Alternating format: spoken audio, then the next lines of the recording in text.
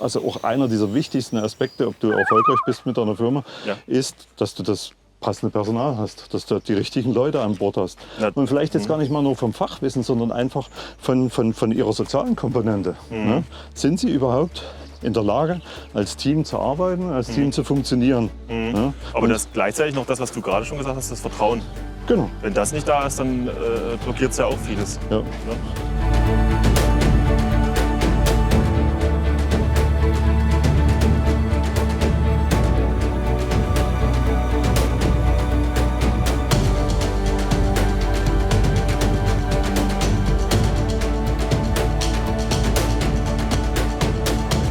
Wie macht man das denn aus dem Mutterschoß eines großen Konzerns rauszugehen und dann was Eigenes noch mit über 50 auf die Beine zu stellen? Ja, vieles hat mit Leidenschaft zu tun. Ja. Vieles hat auch mit Risikofreude zu tun, ja. Mit Neugier, aber auch natürlich die Möglichkeit, sein erworbenes Wissen auch anzuwenden. Vielleicht seine Ideale zu verwirklichen, noch was zu bewegen. Also es sind viele Gründe, die da zusammenkommen. Aber ich glaube, das hat immer auch so ein bisschen was mit Persönlichkeit zu tun. Ne? Also mit Selbstentwicklung, Selbstverwirklichung, aber auch mit Idealismus. Das ist, denke ich mal, einer so dieser Hauptmotivationspunkte. Ne? Und Idealismus, weil du deinem Umfeld, deiner Gesellschaft was überlassen willst oder was mitgeben willst? Ja, auch das. Ne? Und gepaart dann letztendlich auch mit so einer Leidenschaft für Technik und Technologie. Ja, das hat mich schon immer begleitet in meinem Leben und jetzt war einfach mal wirklich so eine Möglichkeit, nochmal nicht nur beratend zur Seite zu stehen für junge Start-up-Unternehmen, sondern eben auch selber nochmal das Heft des Handelns hier in die Hand zu nehmen und ja, nochmal was aufzubauen, wo ich davon überzeugt bin, einfach aufgrund der Möglichkeiten, die wir jetzt haben, natürlich auch einen nachhaltigen Impact zu geben, der soweit nutzstiftend ist, dass wir die Möglichkeit haben, die Welt in kleinen Themenbereichen schon zu beeinflussen und auch ein Stück weit auch mit zu verändern. Also, und das ist mir heute wichtiger denn je. Ne? Vielleicht noch gar nicht so bewusst gewesen zum Zeitpunkt der Gründung. Ne? Dann haben wir vielleicht noch mal ein paar andere Motivationspunkte. Aber jetzt, wo wir nun doch schon 3 Jahre direkt am Markt sind, hat sich das noch viel mehr geschärft, ja, dass man einfach auch klarer ist in seiner Kommunikation, klarer in seinen Wertevorstellungen, klarer auch in den Dingen, wie man sie tut und damit natürlich dann auch Erfolg hat. Ja.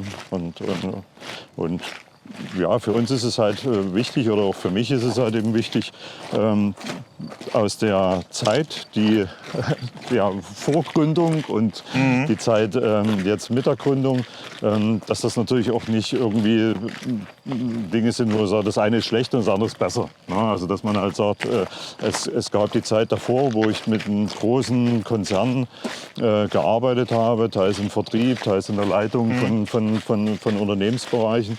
Ja, das war auch spannend, gar keine Frage. Ne? Aber du bist halt eben immer in so einem Konzern eigentlich nur Teil eines großen Ganzen. Ne? Und du hast die Möglichkeiten der Einflussnahme und auch des persönlichen Einbringens ist schwieriger. Ja? Weil einfach, du durchkommst. Ne? Ja, weil du arbeitest ja in Strukturen, ne? Hast deine Aufgaben und die Erwartungshaltung an dich, auch vor allen Dingen dann in Leitungsfunktion, ist natürlich auch, dass du genau in diesen Richtlinien diese Themen umsetzt. Ne? Sonst würde es ja nicht funktionieren. Aber jetzt sozusagen in einer Situation zu sein, selber zu entscheiden, ja, welchen Weg gehe ich, welche Investitionen tätige ich, wie strukturiere ich mein Unternehmen, welche Entwicklungsschritte möchte ich machen, welche Partner nehme ich mit an Bord. Ja? All diese Dinge sind plötzlich sozusagen in dieser Selbstgründung plötzlich da. Ja? Und man hat die Möglichkeit, das eben auch zu tun. Ja? Du hast eine grüne Wiese und kannst plötzlich... Am lebenden Objekt kannst du sozusagen rangehen jetzt. Ja, aber... Und das ist aber so, selbst wenn man, also ich sehe den großen Vorteil, wenn man jetzt im etwas reiferen Alter gründet. Man hat schon gewisse Erfahrungen, die man dann eben mitbringt und da auch mit einweben kann in dieses Gesamtkonstrukt. Ne? Und wichtig ist es halt, dass wenn man jetzt, so wie wir jetzt dieses Technologieunternehmen haben, dass man auch unterschiedliche Prioritäten in den Schlüsselpositionen hat. Ne? Also ein Unternehmen nur mit Betriebswirtschaftlern, ja, geht hier rechts. Geht bestimmt auch gut, wenn das Thema stimmt. Ja, aber, Genau, kommt wenn du jetzt, miteinander. Ja. aber wenn du jetzt so ein Technologieunternehmen hast, dann hast du natürlich, wenn du so Ausprägungen hast, dass du sehr technisch orientierte Leute hast und halt dazu dann auch Leute, die sehr stark in dem betriebswirtschaftlichen, strategischen tätig sind. Das zu kombinieren, macht natürlich dann wirklich erst den Mix und den Erfolg dann auch aus. Ne? Und das, was man vielleicht jetzt nicht selber kann oder vielleicht auch tun möchte, musst du dir einfach geeignete Partner suchen. Ja, Ne? Die dann auch zu deinem Unternehmen, aber auch zu deinen Zielen und zu deinen Strategien noch passen. Ne? Und Gerade weil wahrscheinlich auch also das haben wir jetzt noch nicht gesagt, aber eure Technologie braucht jetzt noch etwas Vorlauf, bis es an den Markt rangeht. Genau. Und da musst du ja ohnehin langfristig denken und langfristige Partnerschaften vereinbaren bzw. finden. Ja, das ist jetzt nicht so, dass wir hier eine App programmieren oder das ist irgendwie einen Schuhstore aufmachen, sondern es ist ja wirklich Hochtechnologie, die wir hier betreiben. Und da brauchst du natürlich zum einen eine lange Zeit in der Entwicklungsarbeit noch, um die Themen in den Anwendungsfeldern dann platzieren zu können. Und natürlich auch einen langen Atem in der Finanzierung. Also du musst wirklich dann schon sehr weit vorausdenken. Und dann kommen natürlich immer noch die ganzen unerwarteten Sachen, die dich vielleicht dann noch hemmen oder bremsen. Und da darfst du natürlich jetzt nicht den Überblick oder auch das Ziel aus den Augen verlieren. Ne? Nachschärfen ist immer gut, ne? Das ständige Überprüfen. Und auch die Frage, in welchen Abhängigkeiten bewege ich mich jetzt mit meinen Entscheidungen, mit meinen Strukturierungen. Aber trotzdem ist es wichtig, dass man sagt, es gibt Leute, die Technik und Technologie umsetzen, die einen sehr starken Fokus auf die technische Umsetzung haben. Und dann brauchst du natürlich auch Leute, die strukturiert dann das Unternehmen als solches gestalten. Ja. Und wie fing das an? Dein Partner, der ist Physiker, war es, glaube ich?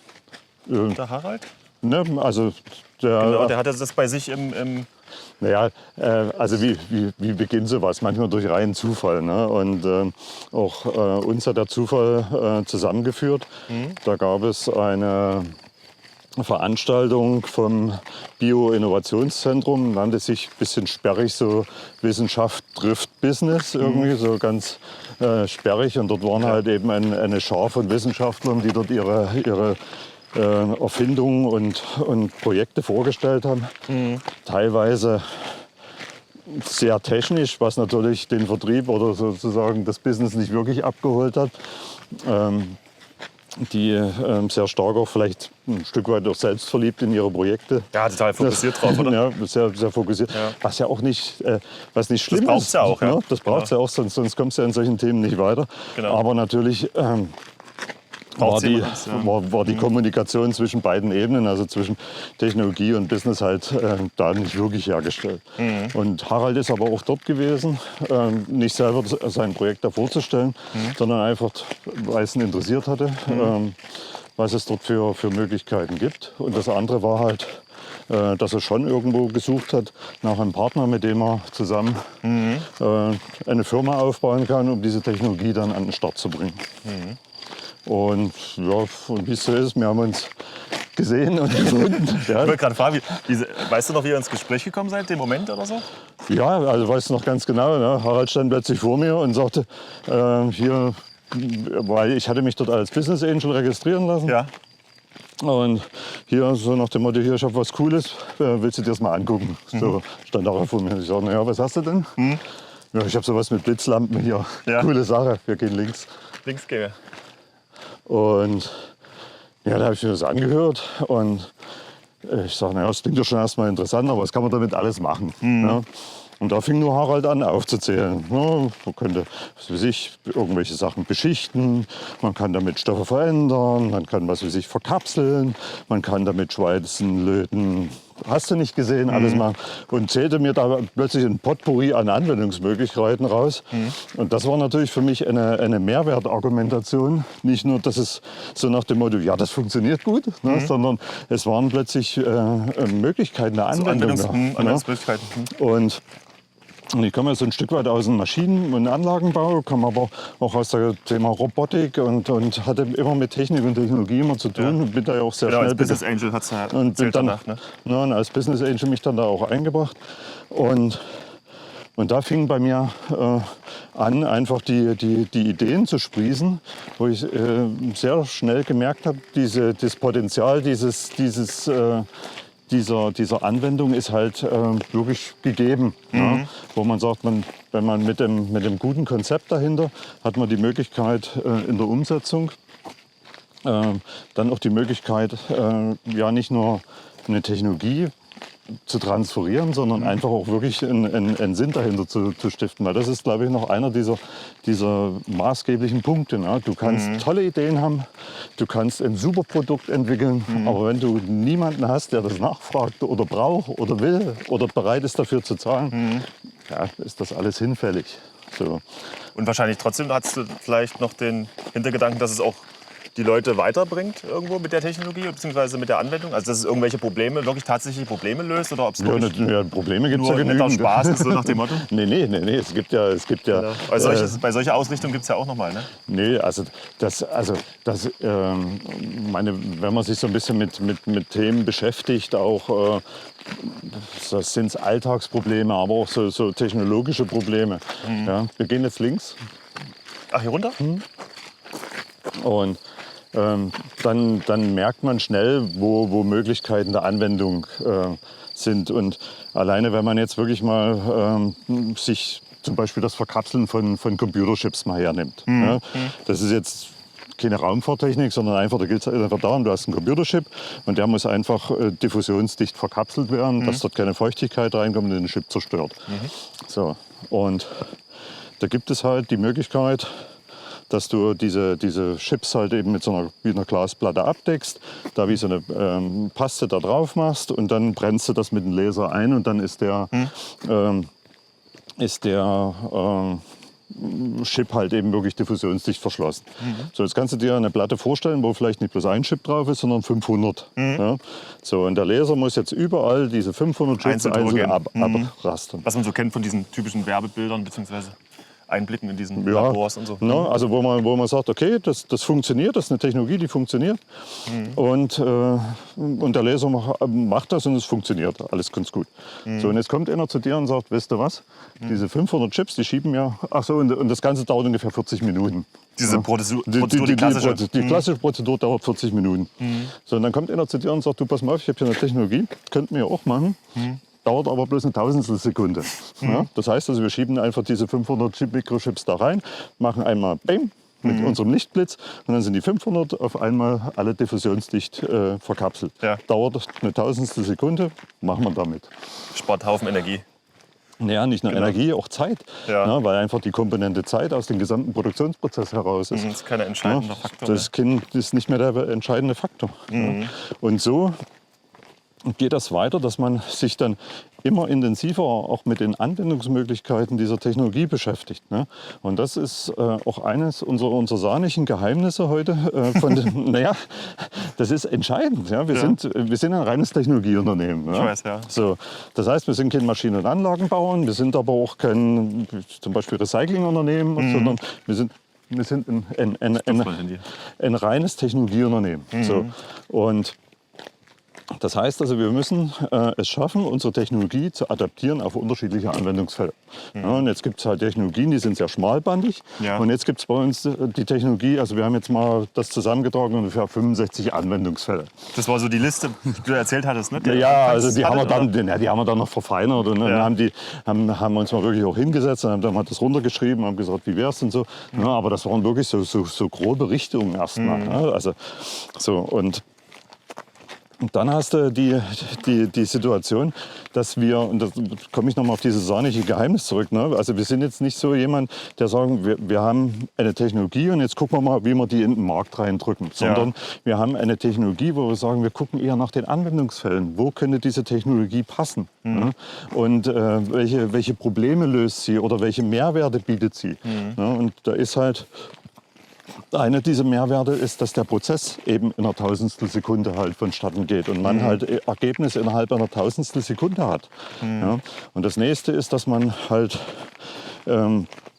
auch sehr großflächig arbeiten kann. Oder man hat auch die Möglichkeit, kompakte Anlagen zu bauen, die mobil sind. Ne? Oder man nimmt aus Produktionsprozessen Schritte heraus, weil man sie einfach nicht mehr benötigt, weil durch diese Technologie der Anspruch, etwas anderes zu machen, gar nicht mehr besteht. Ne?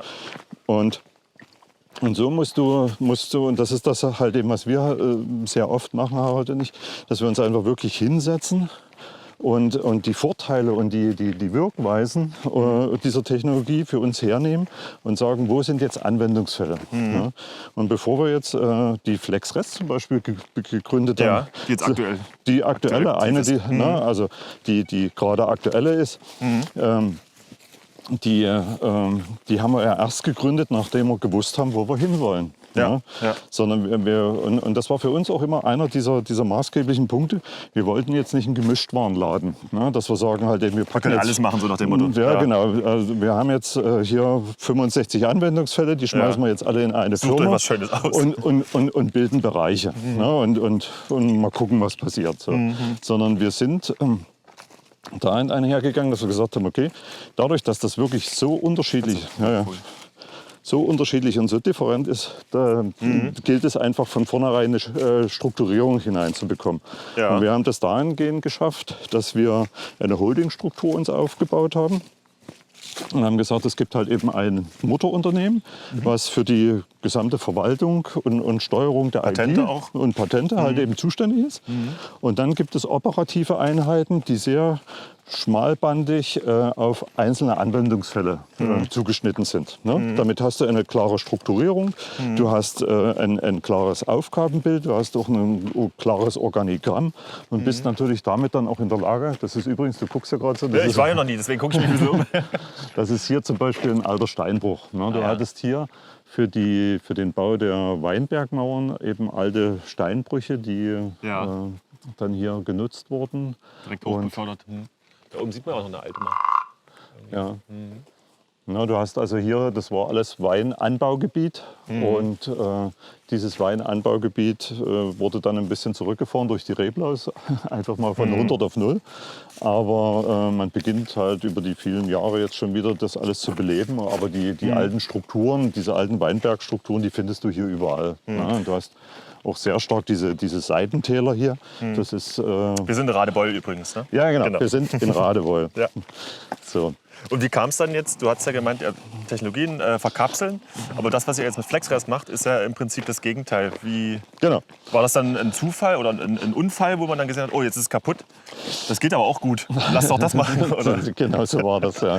Okay. Und, also wir hatten, und so ist es ja immer bei den Startups, ja, bei den richtig coolen, ja, die haben irgendwo, die beginnen in der Garage oder wie unseres, das beginnt halt eben im Keller. Und da hatte Harald schon selbstständig, bevor wir uns da auch kennengelernt haben, einfach um selber für sich diese Technologie auch noch weiterzuentwickeln und auch da selber noch ein bisschen zu forschen. Er ist ja Physiker.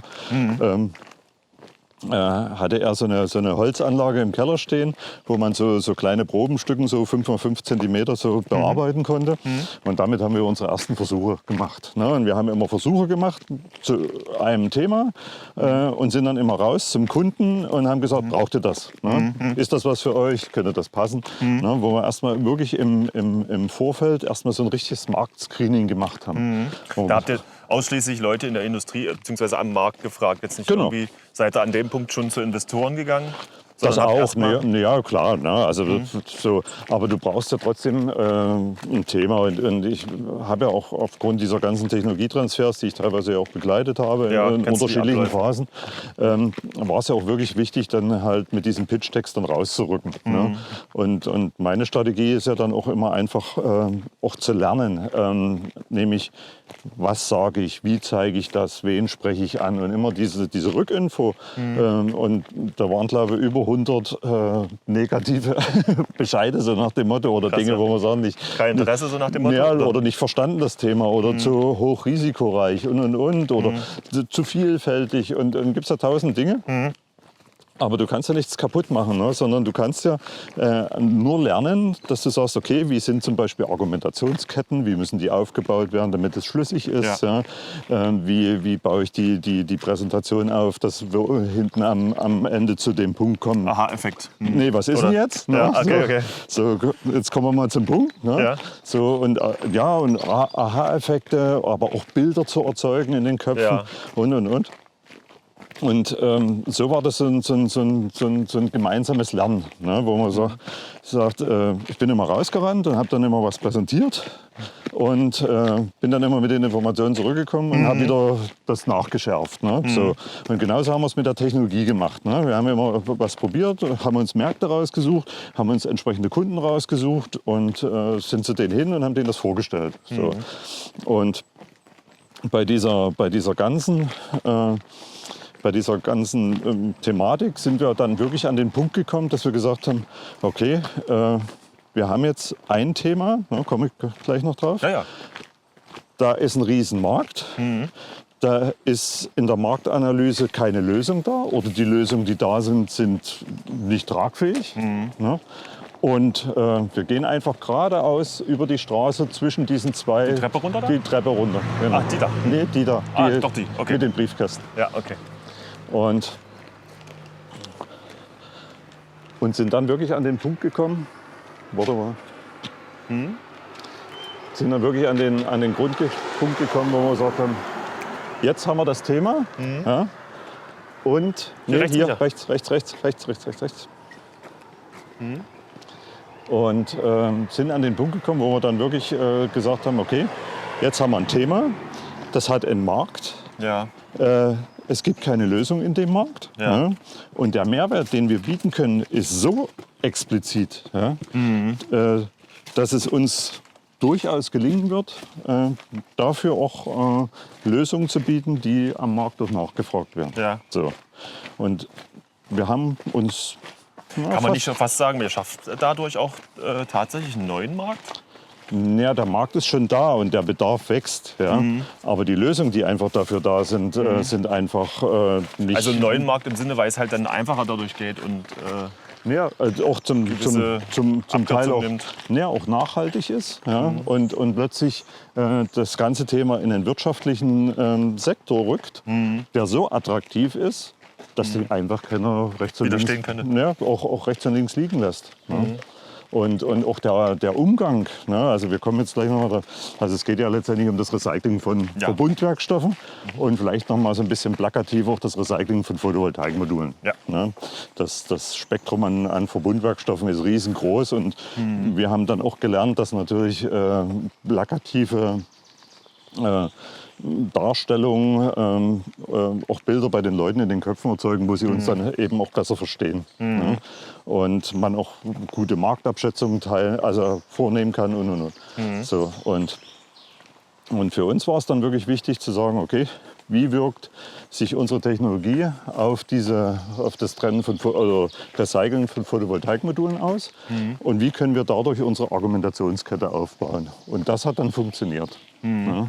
da waren denjenigen, die da für vorgesehen waren, beziehungsweise die da Interesse vielleicht zeigen sollten, war denen die Problematik auch schon immer so bewusst, wie sie tatsächlich ist? Oder hat sie es aufgrund dessen, dass ihr dann gekommen seid und gesagt habt, hier, so geht das nicht, wie das aktuell läuft?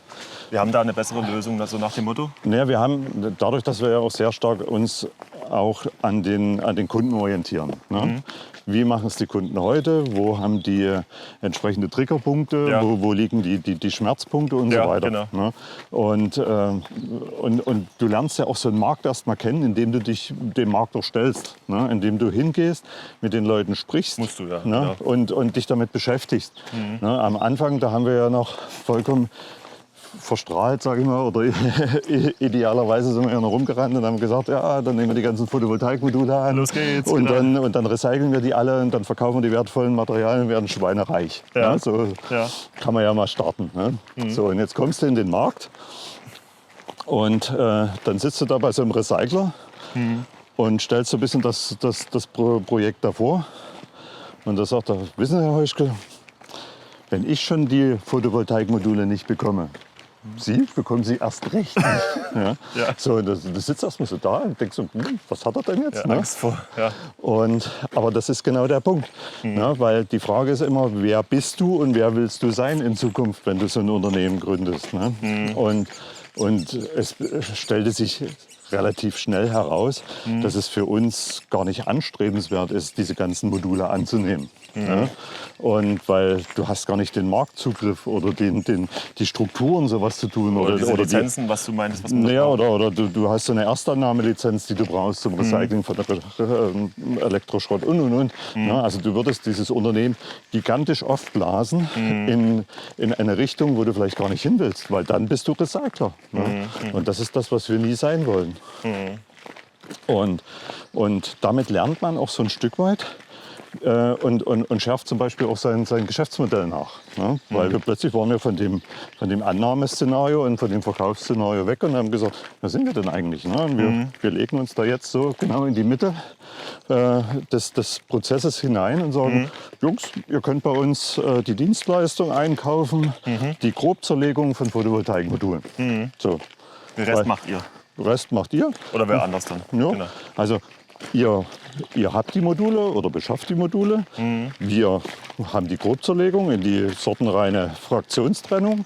Und was er dann mit den Materialien macht und wie das weitergeht, haben wir einen Plan, können wir euch gerne beraten. Haben wir ein Ökonetzwerk schon bereits aufgebaut. Aber ihr könnt das auch selber komplett in die Hand nehmen. So, und damit entkoppelst du dich von einem Markt, wo du nicht wirklich rein willst. Ne? Sondern Das ist auch automatisch keine Konkurrenz mehr für die, was er gesagt gar hatte, nicht, ne? dass er das nicht zulassen würde. Nee. Ja, und für mich ist es halt wichtig, dann einfach zu sagen, okay, wie kann ich mein Geschäftsmodell so risikoarm wie möglich dann gestalten. Und dafür, dass wir das als Dienstleistung anbieten auf Monatsbasis. Das heißt, du kannst von uns so eine Anlage auf Monatsweise mieten. Da sind eine gewisse Anzahl an Modulen inkludiert, die damit recycelt werden können. Und wenn er mehr macht, bezahlt er halt eben. Also im Prinzip so dieses ganze Drucker, Kopier, Geräte, Handling. Ja. Stimmt, da haben wir jetzt noch gar nicht drüber gesprochen. Wie wird's denn sonst, wurde es denn sonst immer gemacht? Die Photovoltaikmodule zu recyceln. Ja gut, Also diese Schmerzpunkte, was du vorhin meintest. Ja, die Recyclingwirtschaft hat entsprechende Anlagen. Meistens sind es große Schredderanlagen, ne, wo halt dieses Photovoltaikmodul im Ganzen da oben in den Trichter reinkommt. Dann wird es komplett zerhäckselt in diese kleinen Stückchen. Und dann wird versucht, halt mit einem riesen Aufwand diese Materialien wieder sortenrein voneinander zu trennen. Was nicht gelingt. Ne? Und du hast diese Materialien unwiederbringlich so miteinander vermischt, dass du dort keine sortenreine Trennung mehr reinkriegst. Oder der Aufwand wäre so gigantisch hoch, wo keiner sagt, das wäre wirtschaftlich bezahlbar. Was ich ja auch nicht wusste, dass da so viel Silber auch drin ist. Also Ja, ich konnte mir schon denken, dass da giftige Sachen drin sind, aber dass da auch Silber das. mit drin ist, das habe ich nicht gewusst. Ja, du hast einen sehr hohen Anteil an Silber. Ja, vor allen Dingen aus den Anfangszeiten wurde sehr viel Silber verwendet. Also wenn man sich heute die Zahlen anschaut und Analysen haben das auch ergeben, na, da hast du, wenn du diese Siliziumblättchen hast, davon eine Tonne, ist ungefähr 1 bis 1,5 Kilo Silber drauf. So, und das ist natürlich schon erheblich. Ja. So, und das sind natürlich wertvolle Inhaltsstoffe, wo jeder ran will, weil das sowohl das Silizium ist mit unserer Methode wiederverwertbar, mit den anderen eben gar nicht. Ne? Und die sortenreine Trennung ermöglicht halt in der Aufbereitung und Nachbereitung natürlich die Kosten dramatisch zu reduzieren. Allein schon das Glas, ne? Das wäre ja auch komplett. Ja, das ist sortenrein getrennt. Und, ja, genau. Es ist mit nichts kontaminiert, mit nichts mehr vermischt und kann natürlich damit auch sofort in das Glaswerk zum Beispiel nach dem Recycling. Also was sonst geschreddert wurde, kann jetzt so wie so ein Sandwich.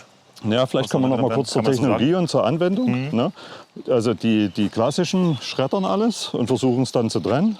Und wir haben die Technologie, dass wir das nicht schreddern, sondern das Modul fährt komplett, ganz so wie es ist, in die Prozesskammer ein, wird großflächig mit unserem Lichtblitz versehen. Ne?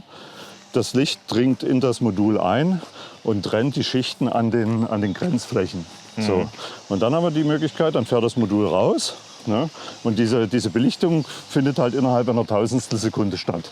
So, und dann kann man dieses Modul Schicht für Schicht eben abnehmen. Ne? Du hast das Glas, du hast die Folie, du hast das Silizium und dann hast du wieder die Folie. Und den Aluminiumrahmen ziehst du halt dann ab. So.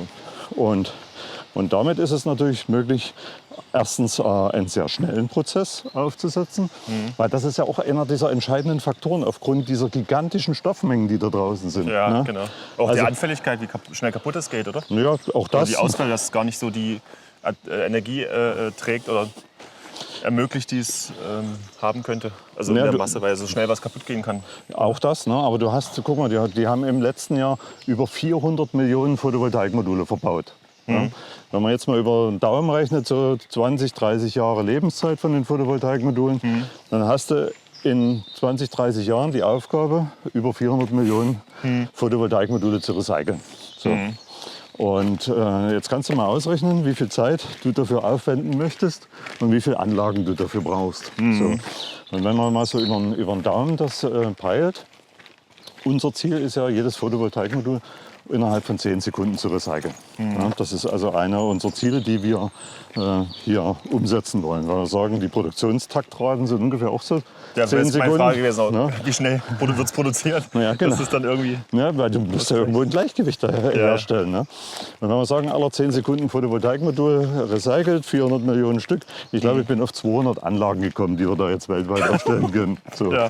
Und das ist genau der Fakt, ne? Wo wir sagen, im Labor sieht vieles gut aus, aber es muss natürlich auch in der Realität umsetzbar sein. Und vom Konzept her ist es ja auch so, dass wir mit unseren mobilen Anlagen, also die sind so robust und oberste Priorität ist immer, es muss in der Wüste funktionieren. Ja, ne? Da stehen die nämlich die meisten wahrscheinlich. Und da stehen die meisten und deswegen muss die Technik und Technologie auch robust sein. Ne? Da kannst du viele Spielerchen dran machen, aber in so einer Wüste wird es nicht gut funktionieren. Ne? Aber wir haben damit die Möglichkeit, die in Überseekontainer einzubauen, die Anlagen, und dann mit den Überseekontainern direkt vor Ort zu fahren. Und haben die Möglichkeit, dieses massereiche Glas gleich von diesen wertvollen Inhaltsstoffen zu trennen. Und dieses massereiche Glas geht sofort nicht mehr über den Recyclinghof, sondern direkt ins Glaswerk. Sparst du unwahrscheinlich viel an Logistik, ja, weil so ein Photovoltaik... Jeder spart da ein, ne? Naja, du hast ja, das Glas ist ja teilweise 70 bis 95% eines Photovoltaikmoduls. Ne? Und wenn du das aber transportieren musst, allein von den Tonnagen, frisst dir das so viel Geld weg aus deinem Verwertungsprozess, dass es schon wieder anfängt unattraktiv zu werden. Ja. Und dadurch, dass es so viel ist, brauchst du einfach eine Lösung, die sagt, wir können jetzt hier das Glas sofort wieder in die Aufbereitung geben. Und dadurch, dass du Sorten reintrennst, kannst du auch wieder Solarglas daraus machen. Ja, das ist schließt sich dann wieder der Kreis. Genau, weil wenn du das schredderst, dann hast du da Plastik mit drin, dann hast du Siliziumkrümel mit drin und. Das will gar keiner haben in seiner Schmelze. Was kannst du da maximal bis jetzt so draus machen? Ja, du kannst dann Glasbausteine oder Glasdämmwolle. Ja, okay. Und ich möchte dann nicht wissen, also nicht mehr viel. Ja, aber du hast ja dann in so einem Schredderprozess kriegst du ja zum Beispiel auch die ganzen giftigen Stoffe nicht raus. Ja? So, und wenn man sich jetzt mal das Szenario vorstellt, geradeaus. Nee, gerade hier links geradeaus.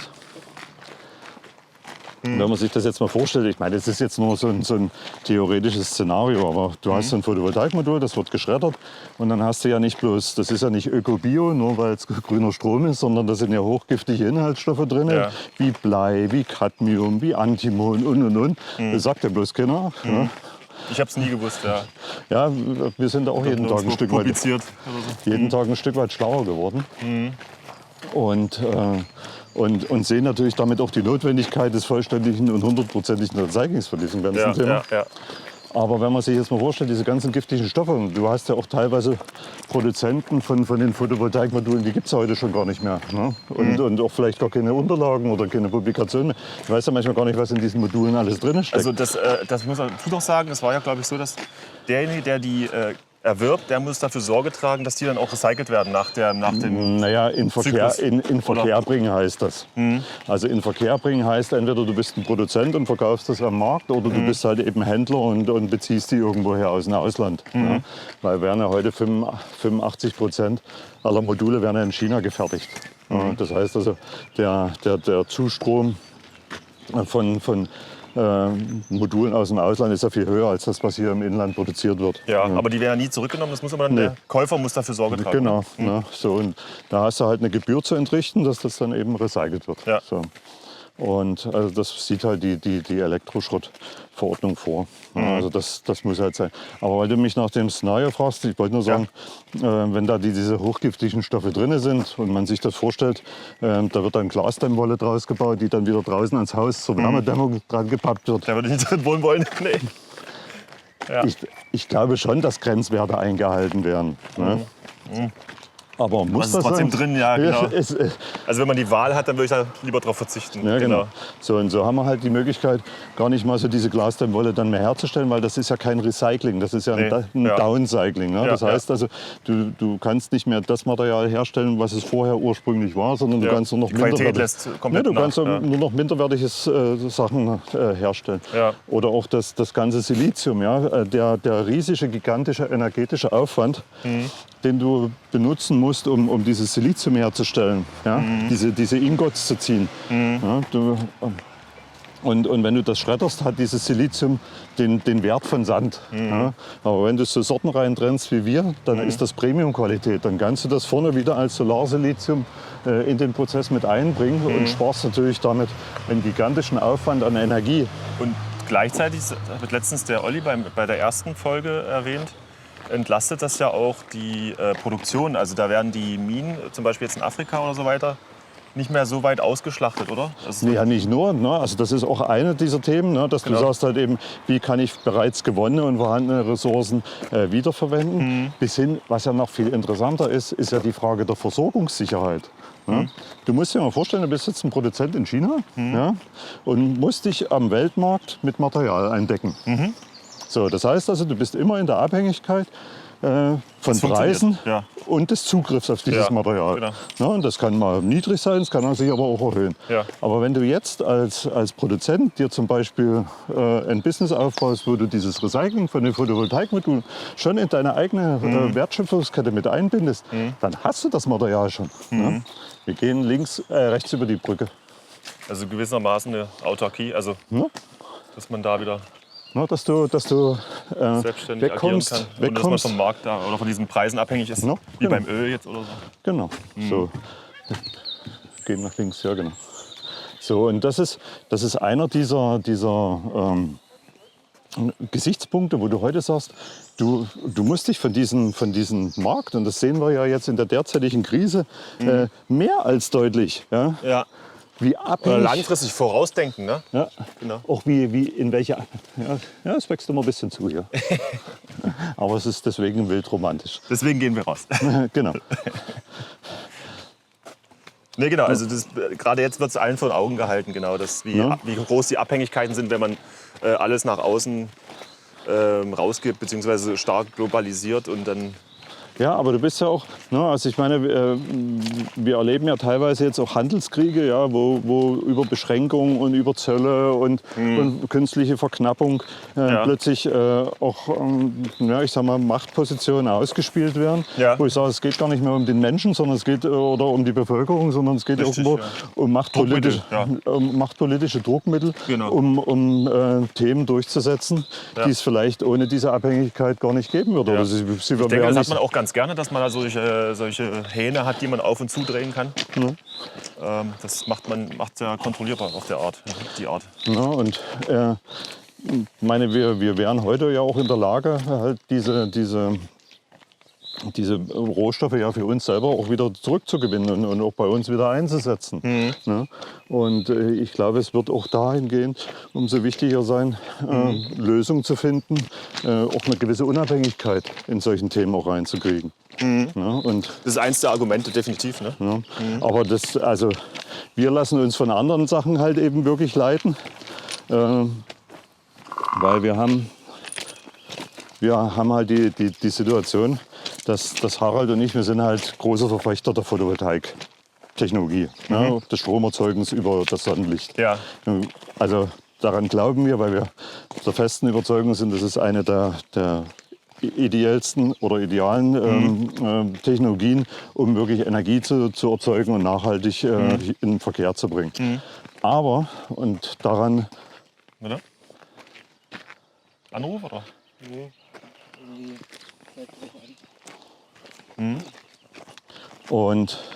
Sondern für uns ist es halt wichtig zu sagen, okay, es gibt diese Solarenergie, und wenn wir dem Ganzen jetzt noch das i-Tüpfelchen aufsetzen, und zwar eine Recyclingmethode, die eine wirklich 100%ige Kreislaufwirtschaft ermöglicht, sind wir in der Lage, dieser Technologie noch einen viel größeren Schub zu geben. Ne? Ja, ja. So, weil dann fallen sämtliche Argumentationsketten dagegen schon mal weg. Ja, Ne? genau. Weil die Frage zum Beispiel Atomkraft und Recycling, das Thema ist noch komplett ungelöst. Ja? Wir schieben das alles in den Berg. Macht man mit Photovoltaikmodulen heute auch. Ne? Dass man die schreddert und irgendwo im Bergwerk verklappt als Füllmaterial für alte Bergwerkstollen. Was für ein Wahnsinn. Ja? Absoluter Wahnsinn, ja.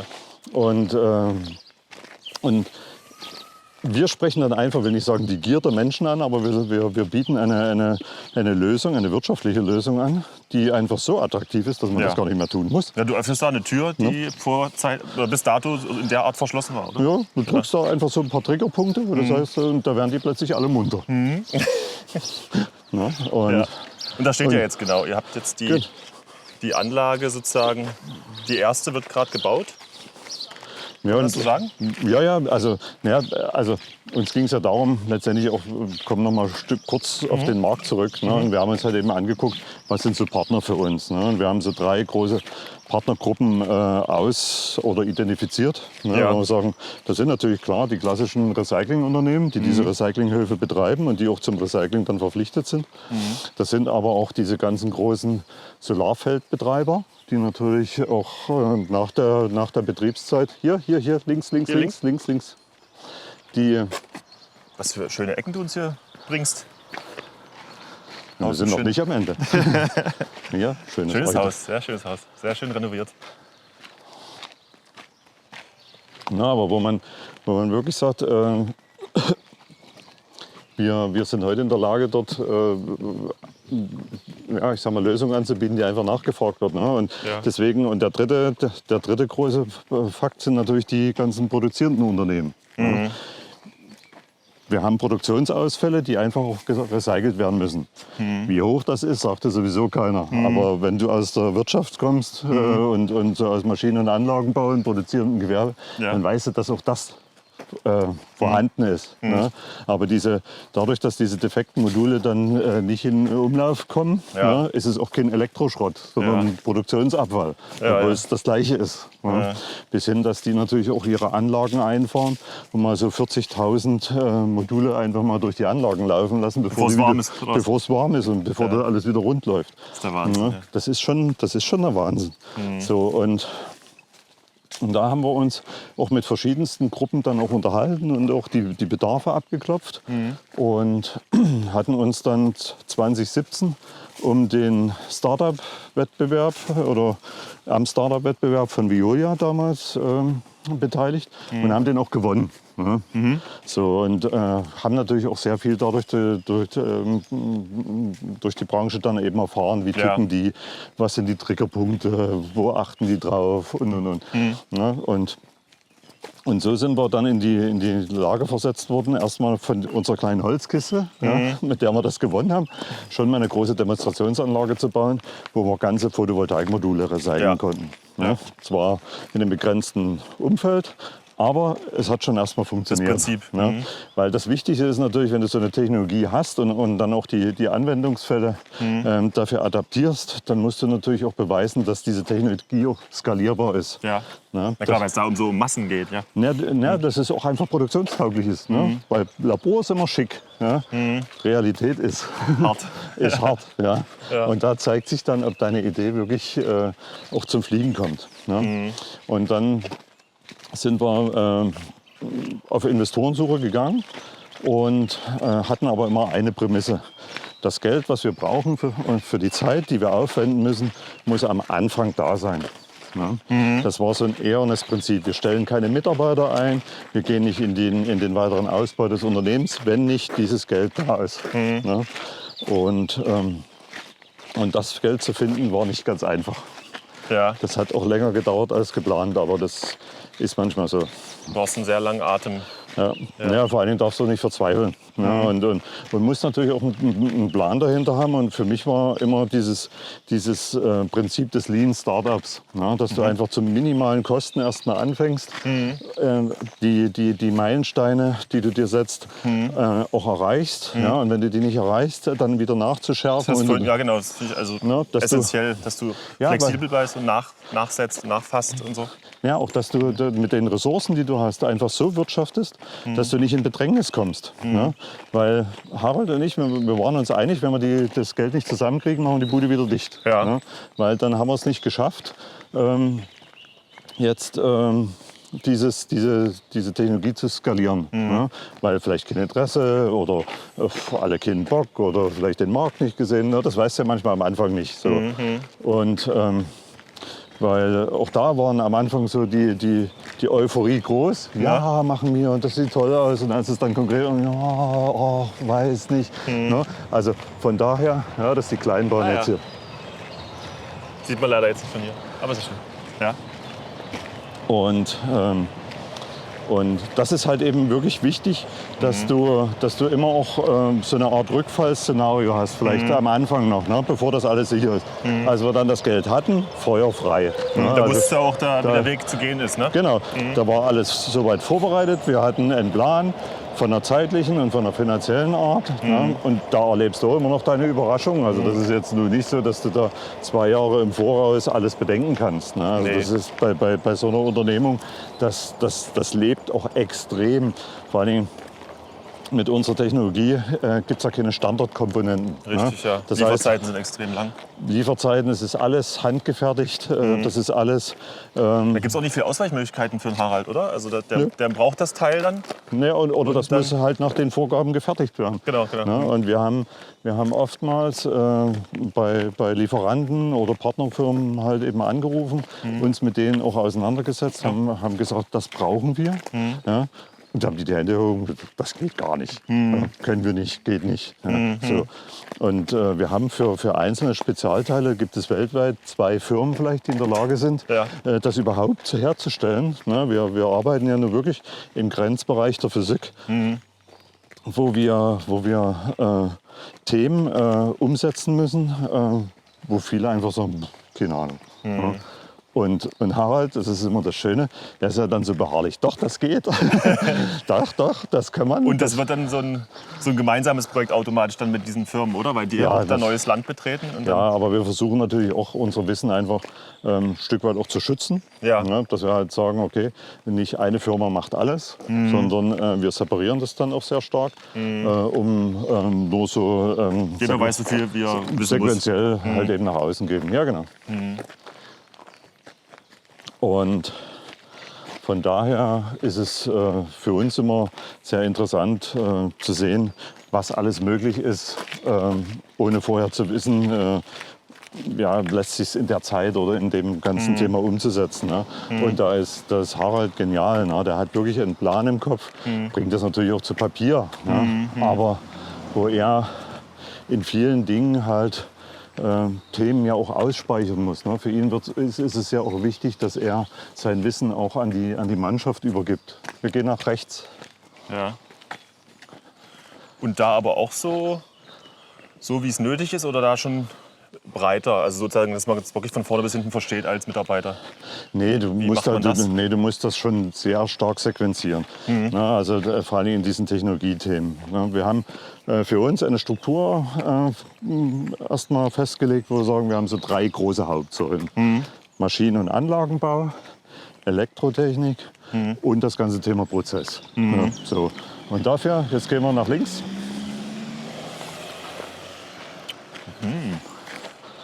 Und haben gesagt, für diese 3 großen Hauptbereiche brauchen wir den Ingenieur, der genau auf diesem Thema sitzt. Ja. Und, das ist zum Kurhaus hier, ne? ja, das war mal früher. Das Kurhaus ist jetzt aber Wohnhaus. Ah, ja. War mal früher eine Ruine, da bin ich auch noch in der Ruine drin rumgeschossen. Ja. Aber jetzt sieht es sehr attraktiv hier. Das sieht sehr idyllisch aus hier. Ja. Ja, und wo wir sagen, diese Leute müssen gar nicht vielleicht jetzt rechts, hier unten lang. Und diese Leute müssen vielleicht gar nicht Fachidioten in dem Sinne sein, sondern sie müssen eher Generalisten sein, ja, weil sie als Bindeglied zwischen unseren Ideen und Anwendungsfällen zwischen den Säulen dann auch und zwischen den Säulen, ne, weil sie müssen immer als interdisziplinäres Team da wirklich im Ring um die beste Lösung sich da permanent austauschen. Und dann natürlich als Bindeglied zu den ganzen Partnerfirmen dann auch fungieren. Ne? Einfach als Übersetzer und als Koordinatoren dann zwischen diesen unterschiedlichen Gewerken dann zu vermitteln und zu organisieren und zu machen. Ja, weil wir sind kein Maschinen- und Anlagenbau, ja, sondern wir können das nur über Partnerfirmen abbilden. Aber da muss einfach die Kommunikation auch stimmen. Ja, also wir brauchen jetzt keine Leute, die den ganzen Tag hinterm Rechner sitzen und sich da vergraben und nicht getrauen, zum Hörer zu greifen, sondern wir brauchen sehr kommunikative, starke Leute, die motiviert mit anpacken, im Prinzip. Ne? Ja, weil du sagst motiviert. Also wir haben ja keine Mitarbeiter, wir haben ja nur Fans. Ja, also Stimmt, das sagst du. Ja. Das ist mein Credo, weil das zeigt sich immer wieder. Ja, wir haben, das ist eine regelrechte Mission mit dieser Arbeit, die ihr da betreibt. Ja, weil auch diese Möglichkeit erschafft. Wir haben ja sagen wir, sehr junge Mitarbeiter, also die auch festangestellt sind. Ja, dann haben wir sehr viele Studenten, die mitwirken. Und dann haben wir natürlich unsere Rentner noch.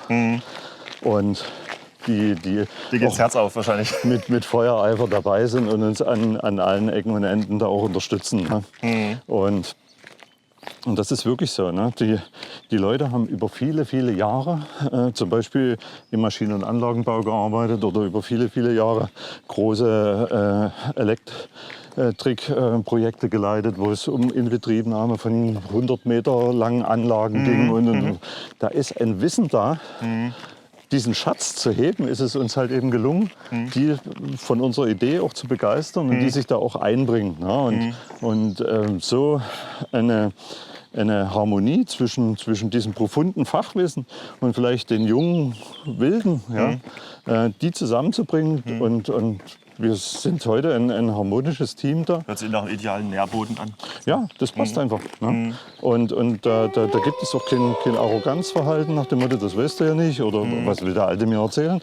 Ne? Also, der eine kann von dem anderen im Prinzip lernen. Genau, und da gibt es halt eben Mentoren. Ne? Unsere Rentner sind auch Mentoren für die einzelnen Themenbereiche. Und die werden dann wirklich dafür immer wieder zur Rate gezogen und gefragt, was kann ich tun? Und vor allem das Schöne ist ja, die sind ja oftmals so pragmatisch. Ja? Weil wenn du da von der Uni kommst und dein Studium fertig hast, bist du noch so voller Adrenalin, was man jetzt alles konstruieren könnte. Ja, du stellst ganz andere Fragen als jemand, der schon viele, viele Jahre dort gearbeitet hat. Und die Herren, die kommen dann immer so, machen wir so. Oder machen wir ganz einfach. Oder das machen wir jetzt mal in der Art und Weise. Ja. Ne? Wo du einfach nur denkst, ja genau. Ne? Weil man kann Dinge kompliziert machen, ne? Kann da viel Konstruktionsarbeit reinstecken, kann mit viel Geld irgendwas bauen lassen. Aber vielleicht geht es ja auch mit irgendwelchen Bordmitteln oder einfach so. Reicht mir die Erkenntnis. Ne? Und das ist wohl schnell und effizient, ne? Dass man da zu diesem Erkenntnisgewinn. Weil es ist ja für uns auch wirklich wichtig. Ne? Wir sind ja in einer Phase, wo wir noch keine Umsätze haben, sondern wir müssen ja jetzt die Anlage erst bauen. Ja. Gibt es da schon soweit Vorstellungen, bestimmt, wie viele Anlagen man im Jahr also produzieren lassen kann in Zusammenarbeit mit Partnern? Kann man das schon benennen oder ist das alles noch? Ja, also letztendlich, was wir ja machen, ist ja so eine Anlage Null jetzt mal wirklich einmal komplett durchzukonstruieren. Ja, das heißt, die Frage Dimensionierung, Sicherheitskonzept, Leitungsführung, Funktionsumfänge und. Das ist ja alles das, was wir uns jetzt ganz mühsam und erarbeiten. Ne? Weil es ist wirklich weltweit das erste Mal, dass so eine Anlage gebaut wird. Ja. So, das heißt, es gibt nichts Vergleichbares. So kannst du nirgendwo Parallelen ziehen. Sicher vielleicht in einzelnen Themenbereichen, aber grundsätzlich machen wir alles vollkommen neu. So, aber dann natürlich für die Folgengenerationen von Anlagen haben wir heute natürlich auch einen Plan, wo wir sagen, das werden wir in Zukunft schon mal so bauen. Ne? Das lassen wir mal schon komplett weg, weil das wissen wir oder das machen wir nicht oder das brauchen wir nicht. Ne? Weil die Anlage jetzt die ist einfach mal überdimensioniert. Weil für uns war es wichtig, nicht an irgendwelche Kapazitätsgrenzen zu kommen, sondern zu sagen, okay, wir können jetzt mal in alle Richtungen austesten. Weil das Problem ist, wenn du dann in so einer Phase nachschärfen musst ja, oder vielleicht noch Teile brauchst, damit die Anlage dann diese Leistungsklasse kriegt, dann wartest du ein Dreivierteljahr, bis die Teile kommen. Ja. Also sprich, dass diese Anlage, die er jetzt baut, auch die Fähigkeit hat, andere Vorgänge umzusetzen, Genau. die jetzt nicht unbedingt nur mit diesen Photovoltaikmodulen zu tun haben. Das ist der Anspruch, ne, dass wir sagen, das ist halt wirklich diese Pilot- und Erstanlage, die einfach in viele Richtungen dann noch adaptiert werden kann. Ne, wir haben letztendlich so ein Konzept, wo wir sagen, wir haben so einen Energiecontainer und wir haben dann den Zerlegungscontainer. Und an den Energiecontainer kannst du halt einen Zerlegungscontainer für Photovoltaikmodule anschließen, kannst du einen für Autoglas mit anschließen, für Industrieglas mit anschließen. Da kannst du Verbundwerkstoffe aus der Produktion, Verbundwerkstoffe durchjagen und. Also ein modulares System. Extrem flexibel für die Zukunft. Weil wir wollen ja nicht bei den Photovoltaikmodulen stehen bleiben. Genau, das wäre meine nächste oder einer meiner nächsten Fragen gewesen. Was schwebt da noch so auf der Liste? Also das Trennen von Verbundwerkstoffen ist ja Recycle. Ja, an sich ein riesiges Thema. Ne? Es reicht schon eigentlich. Ne? Aber zu viel ist nicht genug, ja, so nach dem Motto. Ja. Sondern da geht noch mehr. Ne? Da können wir wirklich noch Dinge umsetzen, die uns hier nach wie vor noch auf der Brust liegen. Und von daher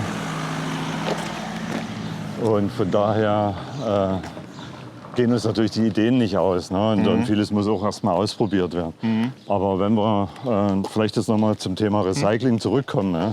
Und das ist ja auch so ein Stück weit die Strukturierung unseres Unternehmens. Ne? Wenn man sich jetzt mal die Buchstaben vom Unternehmensnamen anschaut, hast du ja vorne FLA. Ja? Das sind die Anfangsbuchstaben der Technologie, die wir verwenden. Das ist dieses Flash Lamp Annealing. Und dann kommt das X, ja, was für die unendlichen Anwendungsfälle dieser Technologie steht. Und das RES steht für Recycling. Da haben wir jetzt nur den phonetischen Namen genommen und nicht den englischen, weil ich glaube, da hätte dir die Zunge gebrochen. So, ja, oder man verwechselt es mit was anderem, genau. So, und für uns war es halt wichtig, daraus auch eine Philosophie zu machen. Ne? Also andere Unternehmen werden einen ähnlichen oder den gleichen Wortstamm haben und natürlich dann über die letzten 3 oder 4 Buchstaben dann sehr stark auf das Thema dann abzielen. Ne? Und wir haben uns heute schon verschiedene Namen gesichert, weil wir auch wollen, dass wir weiter innovativ sind und die Themen dann vorantreiben. Ja. Und dann verpflichtet ihr euch gleichzeitig auch dazu, ne? Ja, es indirekt. Ja, du hast nicht nur eine Idee, sondern ich will nicht sagen, du hast eine Vision. Ja. So nach dem Motto, wenn sie eine Vision haben, gehen zum Arzt. Aber nee, wir blicken einfach mal so. Nach der Micha, Wir blicken einfach mal so 3 bis 5 Jahre auch schon mal voraus. Ja, was kann man machen? Wie könnte man das Thema aufbauen? Wir bleiben unten an der Schiene und gehen dann vorne über die Schiene, wenn der Weg dort kommt. Ach, da. An dem Haus dann lang. Und das ist so das, was mich auch umtreibt. Ne? Wo ich einfach sage, wahrscheinlich wird meine Lebenszeit nicht reichen, um alle Ideen umzusetzen. Aber ich habe zumindest angefangen. Du hast vieles auf den Weg gebracht dann. Und man wird auch irgendwann abgeben müssen. Und die Frage ist auch, kann man diesen Drive, den Harald und ich jetzt auch in diese Unternehmen mit rein, kann man den portieren, kann man andere damit anstecken, kann man das auch ein Stück weit dann in neue Hände geben. Ne, das liegt mir auch dran, ne, dass man dieses Thema dann auch weiterführt. Aber das wird die Zeit zeigen. Ne? Und solange es noch geht, machen wir, hauen wir drauf. Ja. Nehmen wir den Fuß nicht vom Gaspedal, wenn man das mal so im übertragenen Sinne sagen kann. Ja, kann man auf jeden Fall sagen, dass ihr Gas gebt. Also. Ja, nicht alles so schnell ausspeichern, geschweige denn umsetzen. Aber wenigstens ein Stück schaffen wir. Weißt du? Wo wir sagen, das ist vielleicht jetzt nicht die große Lösung, die alles abdeckt, sondern vielleicht noch ein kleiner Teilbereich, aber dafür, den machen wir auch gut. Ja. Und den Rest. Ja, so nach dem Motto, dass dann die nächste Generation, wenn man das so sagt, das dann also Lust hat, auch das fortzuführen. Also das ist jetzt nichts, keine Sackgasse, das ist nee, das was, ist was weitergehen kann, beziehungsweise was aufbaut. Ich bin ja auch jemand, der auch gerne abgibt. Ne? Also ich muss jetzt nicht bei mir auf der Visitenkarte Geschäftsführer stehen haben. Ja. Flaneur oder Zeitzeuge reicht auch. Ja. Und Da hatten wir, glaube ich, letztens auch drüber gesprochen. Da muss man wirklich jemanden finden oder Leute finden, die also ähnlich ticken, beziehungsweise einen ähnlichen Drive haben, ähnlichen Biss. Das wird natürlich nicht immer hundertprozentig eine Schablone sein. Ne? Also wird nee, das also geht auch gar nicht, Blaupausen. weil es sind alles Menschen. Ja, genau. Also Aber ich möchte keine Blaupause von mir. Genau. Ja, dann dreht es sich ja auch im Kreis, dann kann es sich in der Art nicht weiterentwickeln. Aber das ist so eine der Anforderungen, oder? Dass man da halt schaut, dass man jemanden hat, der da auch so eine Denke hat irgendwo, oder? Ja, du musst doch Und dann nicht nur einen davon, da brauchst du mehrere. Naja, ich habe jetzt auch schon mal über sogenannte Projektentwicklungsteams nachgedacht, ne? Wo ich sage, ich setze mich mit Harald hin, speichere aus und dann gibt es Truppenteile, die das umsetzen. Die Frage wird sein, funktioniert das? Ja? Kann man diesen Drive, den wir heute an den Tag legen, diese Leidenschaft, kann man das portieren? Ja? Gefühlt eher nicht, sondern das muss von innen herauskommen.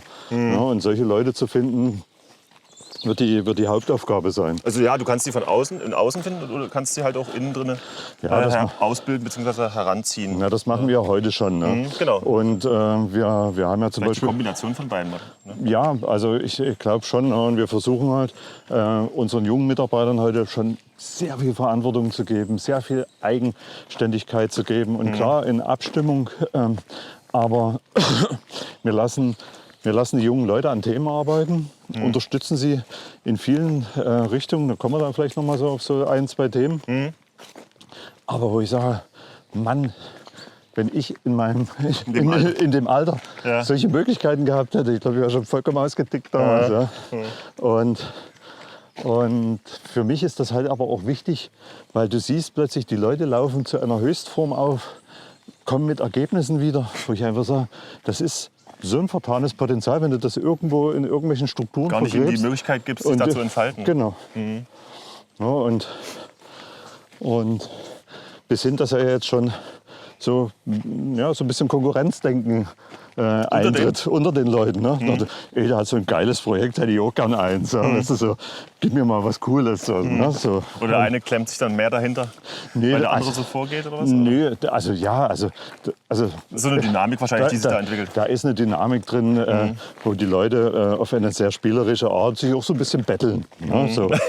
Und alles ist immer so ein bisschen Wettkampf, aber alles immer wohlwollend, wertschätzen. Das ist ja das, was bei uns auch so als oberste Priorität oben drüber steht. Es ist alles wertschätzend, alles wohlwollend. Ja. Und du merkst ja dann auch im Umgang miteinander, wo sind noch Grenzen oder welche Grenzen solltest du gar nicht überschreiten oder an die brauchst du gar nicht denken, weil das ist undenkbar, sowas vielleicht rauszuhauen oder sich so zu verhalten. Ja. Und da leben Harald und ich leben einfach diese Kultur auch vor und wir sehen, dass sich in dieser Struktur an Mitarbeitern oder Fans, wie ich sagte, wie sich das positiv auf das Gesamtklima dieses Unternehmens auswirkt. Ne?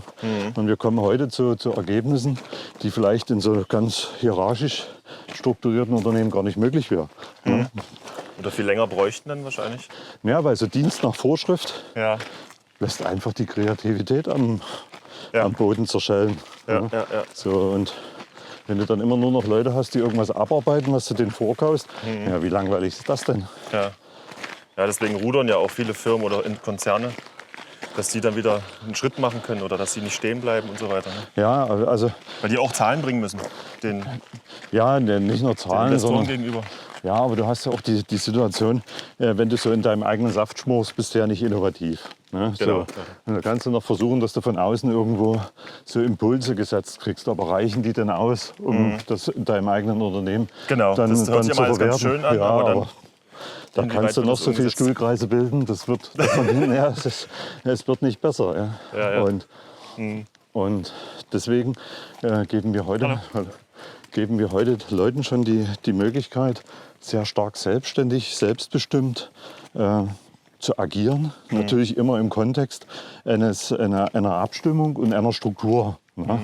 Also die können jetzt nicht machen, was sie wollen, nach dem Motto, kommt man morgen wieder und zeigt mir mal, was du jetzt rausgehauen hast. Auch das sagen wir. Ne? Aber natürlich in einer abgestimmten Form, wo wir sagen, okay, wir können uns das so und so vorstellen, oder was ist deine Meinung? Ja. Wie würdest du herangehen? Ne? Also zum Beispiel heute war jemand, der hat ein Thema, wo mehrere Versuchsreihen unter verschiedensten Bedingungen durchzuführen sind. Na, ganz klar gesagt, ich würde das so und so machen und würde dann und dann diese Ergebnisse erzielen. Das würde ich dokumentieren, dann können wir das in Zusammenhang setzen und können mit dem Ergebnisse weitere Entscheidungen treffen. Alles klar, los geht's. Ja. So, und da operiert er vollkommen freihändig an der Maschine und an der Anlage, fährt diese ganzen Tests da durch. Und der ist der glücklichste Student auf der Welt, so nach dem Motto. Ja? Weil der strahlt überall für Backen. Sein Baby im Prinzip dann. Das ist sein Baby, das ist sein Ding. Der kann sich da austoben. Hat natürlich auch wieder die Frage der Marktrecherche und diese ganzen Themen eben auch mit drauf. Ne? Wo ich sage, nicht bloß irgendwo jetzt hier diesen Tunnelblick und schmalbandig als Fachidiot unterwegs sein, sondern wirklich zu sagen, okay, was ist der Markt, wo sind die Kunden, wie funktioniert das, wie kann ich mich da einbringen. Ne? Dass die jungen Leute unternehmerisch herangezogen werden. Sondern und damit auch Verantwortung fürs Unternehmen nämlich bekommen und das auch umsetzen. Ne? Weil das ist sein Baby und wenn wir die Firma gründen, auf das Thema ja gerade da abzielt, dann hat er eventuell einen Hut auf. Ja. Ja, so, gerne. Ne? So, und das ist das, wo ich sage, wir sind heute in der Lage, eben weil wir die Möglichkeit haben, so auf der grünen Wiese zu operieren, dass wir junge Leute wirklich dafür heranziehen, dass sie nicht nur was abarbeiten, sondern auch Verantwortung mit übernehmen und Kreativität zeigen und auch eine Kultur leben, die ein harmonisches Miteinander bringt. Ja. Und das macht Freude. Also da zuzugucken. Hast du erzählt, wie oft wie gern du da bei euch auf Arbeit bzw. ins Büro gehst? Ja. Ja, da musst du dir mal vorstellen, du stehst jeden Tag auf und gehst auf Arbeit. Ne? Und ich habe so viele Leute erlebt, die den Gang zur Arbeit nur noch als Qual gesehen haben, wo die einfach sagen, ja, Mut ja, ne, brauche ja Rente. So, endlich Freitag. Ne? Ja. Endlich Freitag und lass mich bloß in Ruhe, bin nicht erreichbar. Genau. Und ich hatte gestern noch an die Mitarbeiter eine E-Mail geschrieben, wo ich dann noch reingeschrieben habe, ruft mich an zu jeder Zeit, wenn wir Themen klären müssen und wollen, im Sinne auch des Unternehmens. Geh nach links. Drüben ist ein Fußweg. Ja. Ja, dass wir dann in der Lage sind, dort natürlich auch für die Mitarbeiter da zu sein. Der biegt hier ab. Komm mal rüber. Und Bin drüber, ist frei. Ja, wo es einfach gar nicht darauf ankommt, ob ich zu Hause oder auf Arbeit bin. Ne? Ja. Also, aber ich bin auch nicht jetzt und Harald ja auch nicht, dass wir nur noch wie die Bekloppten irgendwie 80 Stunden in der Woche halt die Balance halten. In der Woche wegschruppen, weil wir sagen, nur so werden wir erfolgreich. Das funktioniert ja auch nicht. Genau, ne? Und das ist auch das, was wir unseren Mitarbeitern auch klar machen. Ne? Wir haben letztendlich eine Vertrauensarbeitszeit, wo ich sage, wir im Rahmen unserer Teams müssen wir funktionsfähig sein. Ja. Ne? Aber wir haben natürlich weiche Ränder, wo wir sagen, okay, wenn du jetzt mal einen Termin zu Hause hast, dann kannst du dann kannst du den natürlich nehmen. Du kannst dann vielleicht von zu Hause aus arbeiten, weil wir jeden mit Laptops ausstatten. Oder andere Dinge, ne, wo wir sagen, wir können da in der jetzigen Struktur noch sehr individuell auf jeden Einzelnen eingehen. Und das habt ihr diese Maßnahme oder diesen Gedanken habt ihr ja schon vor diesem Jahr schon gehabt. Ja, ja, 2020, ne? Ja, auf alle Fälle. Ne? Also das ist auch so. Wo das jetzt ja für viele zum ersten Mal auftritt, diese Frage, ja, wie macht man das jetzt? Nö, das Wie arbeiten denn jetzt flexibel mit Homeoffice und so? Naja, da spielt wieder so ein Stück weit die Erfahrung mit da rein. Ja, ich meine, sowohl Harald als auch ich haben in kleinen Unternehmen gearbeitet, in mittleren Unternehmen und in Großkonzernen. Ja, so, und wir wissen, wie die ticken oder wo da letztendlich auch so die Stellschrauben und Berührungspunkte sind. Ne? Und das kann man natürlich heute für uns sehr gut definieren, wo wir sagen, das wollen wir. Und das wollen wir aber auch nicht. Ne? So, und damit hast du natürlich die Möglichkeit, genau dir eine Firma zu formen, die irgendwo so ideal anspricht, die einfach passt, die einfach so ein motivierendes Umfeld schafft, wo du einfach sagst, da gehst du einfach gerne hin, da bist du einfach gerne dort. Ja. Ne? Und unsere Büros, die strotzen vor grünem Zeug, weil ich einfach glaube, ja, dass auch Pflanzen da eine gute Arbeitsatmosphäre bringen. Wir haben jetzt nicht, ne, also wir haben die Sitzordnung aufgrund der aktuellen Lage natürlich auch ändern müssen, alle auch separieren und die Abstände entsprechend erweitern. Ja, aber wo man wirklich so auch Teams bildet, die sehr kurze Kommunikationswege hat. Ne? Wo wir sagen, okay, diese kurze Information, ne, das war auch heute wieder so eine Situation, wo ich zum Harald gesagt habe, naja, vielleicht muss ich ja wieder ins Homeoffice gehen, ne, einfach um Platz zu schaffen, damit wir hier flexibler sind. Ne? Und da sagt er, nee, um Gottes Willen. Ne? So nach dem Motto, ich brauche dich oder ich möchte gerne, dass wir kurze Kommunikationswege haben und da auch kurz in der Abstimmung, vor allem auch jetzt in dieser Zeit sind. Ja, wo ich sage, klar, verstehe ich. Ne? So, und jetzt gehen wir rechts und sind damit natürlich in der Lage, sehr schnell Entscheidungen zu treffen. Und damit auch nicht an Geschwindigkeit zu verlieren, ne? Weil einfach der Abstimmungsaufwand ist damit nicht so hoch. Ja, es leidet dann nicht drunter jetzt in der neuen Situation. Aber trotzdem hast du eine Flexibilität. Ne? Und wir haben natürlich auch zu unseren Mitarbeitern, hatte ich ja gesagt, denen eine große Verantwortung übergeben. Das kannst du aber nur machen, wenn du ein hohes Vertrauen hast. Ja. Ne? Und so ist es mit der Arbeitszeit eben auch. Ja. Wo ich dann einfach sage, ich habe heute die Abrechnung der Stunden gemacht, habe gesagt, schreibt mir eine E-Mail, schreibt da eine Zahl rein und dafür kriegt das Geld. Ah, ja. So, das kontrolliere ich nicht, sondern ihr schreibt mir nur die Zahl. Und dann wird das abgerechnet. Klar führen wir eine Dokumentation und jeder Mitarbeiter ist halt auch angehalten, aufgrund der gesetzlichen Verpflichtung, die Arbeitszeit zu dokumentieren. Na, gar keine Frage. Und das wird auch kontrolliert. Aber nicht in dem Schritt dann. Aber nicht in dem Schritt. Warum soll ich das tun? Na, weil die Leute wissen ganz genau, wenn sie da irgendwie übers Ziel hinausschießen, dass sie dann auch nicht mehr kommen brauchen. Ne? Ja. Also da sind wir sehr klar in der Kommunikation. Aber das macht auch keiner, weil sie ja gerne weiterkommen wollen, genau, ne? genau. Und an ihren supergeilen Projekten arbeiten. Ne? Wenn du da in irgendwo so einem Schnellimbiss irgendwo da an der Frittenbräterei stehst genau. oder halt eine Anlage von mehreren Millionen Euro bedienst, das Ganze... Für wen mache ich das hier? Genau. Ne? Also so und von da ist es, denke ich mal, schon in diesem also auch einer dieser wichtigsten Aspekte, ob du erfolgreich bist mit deiner Firma, ist, dass du das passende Personal hast, dass du die richtigen Leute an Bord hast. Ja. Und vielleicht jetzt gar nicht mal nur vom Fachwissen, sondern einfach von ihrer sozialen Komponente. Ne?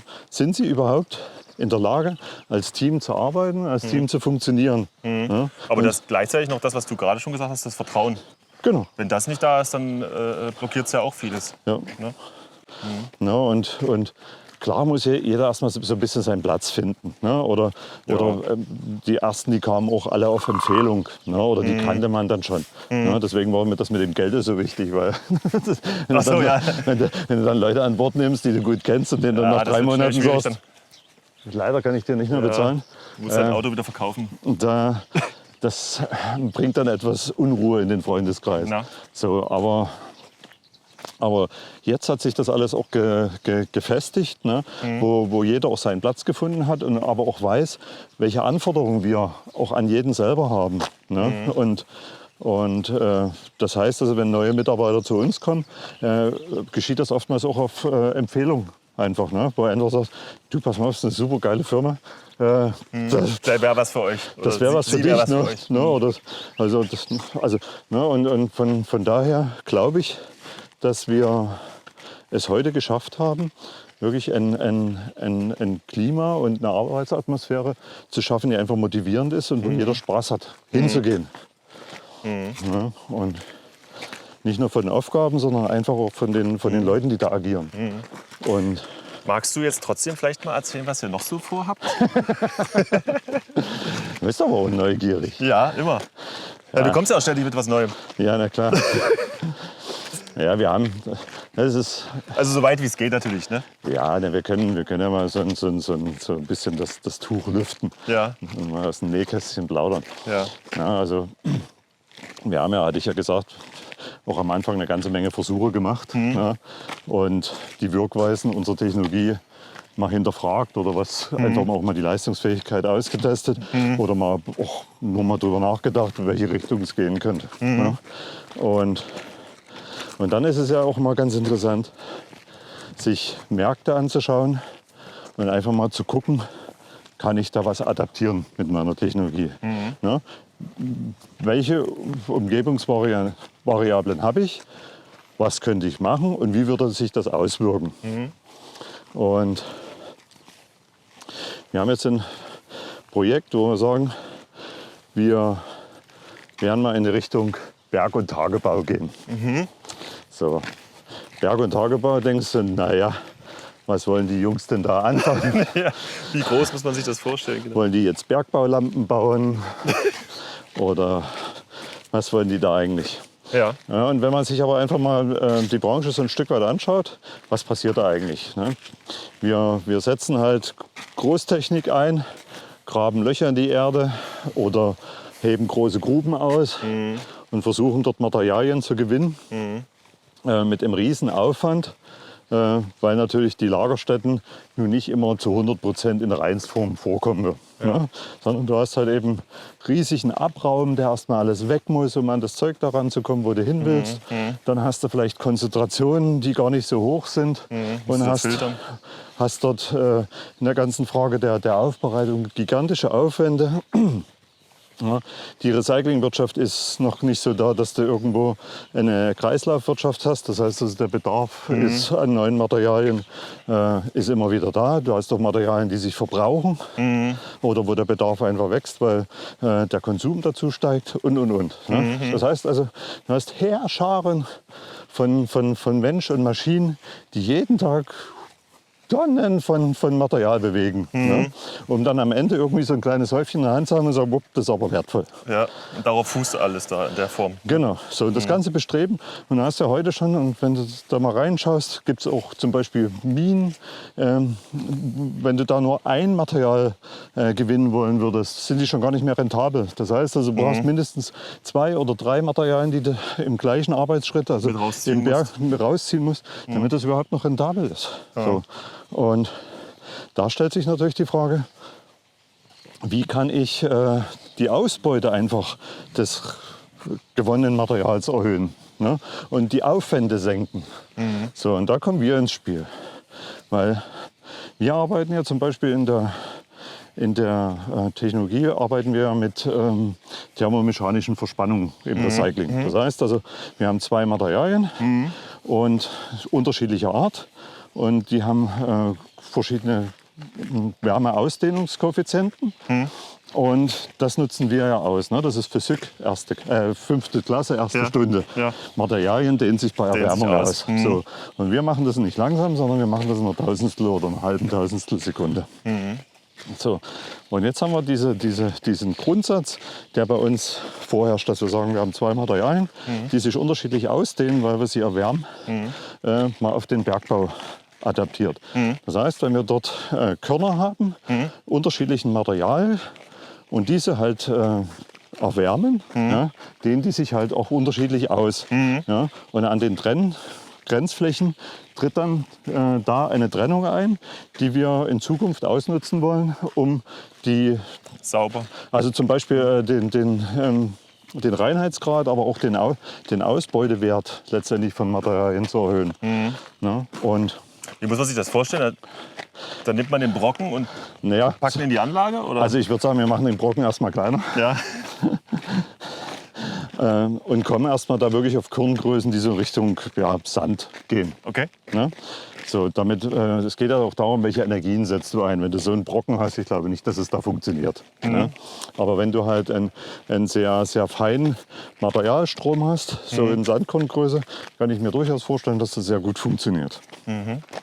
Und das wäre natürlich ein gigantischer Vorteil, dass du diese Materialien, bevor du sie weiter aufbereitest oder vielleicht noch chemisch trennst oder auswäschst oder wie auch immer, schon erstmal voneinander schon getrennt hast, bevor Das du machen musst du überhaupt. Ne?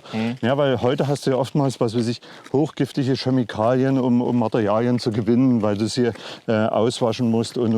Dann hast du die gigantischen Aufbereitungsanlagen, wo du die Chemie wieder reinigst, aufreinigst, unter Wasser dann noch wieder säuberst und. Also du hast ja in diesem Bergbau hast du ja teilweise erst nicht nur riesige Aufwände, sondern du arbeitest ja auch mit hochgiftigen Materialien. Ganz und gar nicht umweltfreundlich. Und weil wenn du gar nicht das alles aufreißt und Genau. durch diese Chemiebäder schickst. Ja, das ist, also auch wenn du manchmal solche Minen siehst oder was.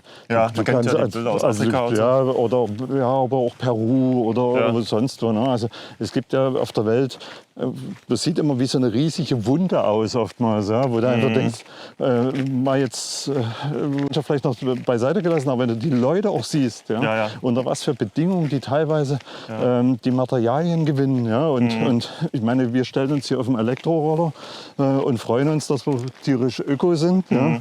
Aber wie das Material Zu welchem Preis? Ja. das ist unglaublich. Ja? Und da müssen wir auch ein Stück weit weg, dass wir einfach die Verantwortung zu übernehmen, wenn wir schon konsumieren, dann aber bitte so, dass es auch nachhaltig ist und dass es dafür auch eine Kreislaufwirtschaft gibt. Ne? Ja. So, und der Grundgedanke ist jetzt wirklich zu sagen, okay, können wir mit unserer Technologie diese Materialien zum Beispiel so trennen, dass sie in einem höheren Grad aufgespalten sind und in einem höheren Grad reiner vorliegen, damit einfach die Ausbeute steigt und die Aufwände der weiteren Verarbeitung sinken. So. Ja, das ist so. Und auch alles immer mit der Beschleunigung durch die Technologie zum Beispiel, dass die Wege sowieso abgekürzt werden, wieder wie vorhin bei der Photovoltaik. Genau. Ja, das sind ja alles so Effekte, die treten ja dann gleichzeitig mit ein. Ja, so. Das heißt also, du musst zum Beispiel gar nicht diesen massereichen Abraum oder manchmal kann man auch vom Beifang sagen, wie beim Fischen, dass du das gar nicht transportieren musst, sondern dass du das sofort vor Ort am Ort des Bergens des Materials sofort abtrennst und vielleicht sofort zum Verfüllen wieder dort verwendest, als erst irgendwo in eine riesen Chemiefabrik zu fahren. Ja. So, und das sind einfach so Grundkonzepte, die man adaptieren kann auf andere Branchen. Ja. Oder Glas zum Beispiel, Glasindustrie, Fensterscheiben, Industrieglas. Ist auch so ein Riesenthema. Guck dir ein Haus an, guck dir den Anteil an Glasscheiben an, wenn es nicht gerade ein Bunker ist. Aber da hast du natürlich einen enormen Anteil an Glas. Und wenn du es schaffst, einfach, was weiß ich, die Diffusionsdichte von Fenstern zu erhöhen, damit dieses Argongas nicht austritt. Oder dass du einfach diesen Wärmeeffekt nicht nur 10 Jahre die Dämmung hast, hält. sondern 100 Jahre hält. Ja? Dass du Schichten aufträgst, die vielleicht Strom erzeugst. Oder wo die man aufbrennen könnte. Ja, also die man einblitzt. Ne? Einblitzt, heute, das gibt es ja schon. Es ist ja nicht so, dass wir alles neu erfinden. Aber hohen Energieaufwand und Zeitaufwand? Oder? Naja, du hast halt eben diese Silberschichten, die da aufgetragen werden, zum Beispiel auf die Fensterscheiben, um dort eine Wärmeisolierung zu haben, dass die Strahlung reflektiert wird. Ne? So, das heißt, das wird im Vakuum sogenannt aufgespattert. Das heißt, du erzeugst so einen Nebel der dann sich auf der Scheibe niederschlägt und dann wird das eingebrannt. So. Wir könnten uns vorstellen, dass wir diese Schicht gar nicht im Vakuum auftragen, sondern einfach über große Drucker auf die Scheibe auftragen und dann innerhalb einer Bruchteil von einer Sekunde einbrennen. Fläche dann. Fertig ist die Laube. Das heißt, du würdest riesige Aufwände abbauen. Du wärst extrem schnell in dem ganzen Prozess. Du würdest ihn so vereinfachen, dass einfach auch die Preise sinken und. Bis hin, dass wir dann auch, ich sag mal, ultradünne Scheiben herstellen können. Dass du gar nicht mehr die Massen brauchst. Dass du gar nicht mehr die Massen brauchst, bis hin, dass du damit natürlich auch schon wieder Transportkapazitäten senkst, weil du einfach mehr Scheiben pro Ladung transportieren könntest und, weißt du? Und das sind, und da fallen jetzt noch viel mehr ein. Ja, du hast doch gar nicht mehr auf. Genau. So, aber das sind also 2 Beispiele, ne, wo wir einfach sagen, wir nehmen uns mal eine Branche vor und gucken mal, was wir damit machen können. Ne? Und ich glaube, die Versicherungsbranche und die Finanzbranche braucht erstmal noch keine Angst haben, dass wir sie von rechts auf links drehen. Ja. Aber andere Branchen, ich glaube schon, dass wir da auch Antworten auf Fragen liefern, die heute da auch gestellt werden und auch wo der Bedarf auch da ist. Ne? Ja. Es gibt auch Geschäftsideen, wo ich sage, nett, ja, aber brauchen wir das oder ist das nachhaltig? Ja, ne? genau.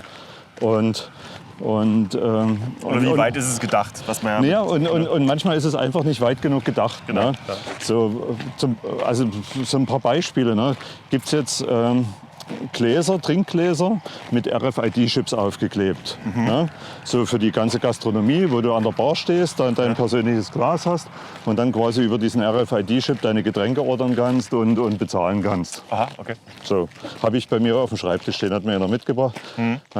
So, das Problem ist, es ist halt eben kein Glas mehr, sondern es ist Elektroschrott, weil da sind elektronische Bauteile verbaut.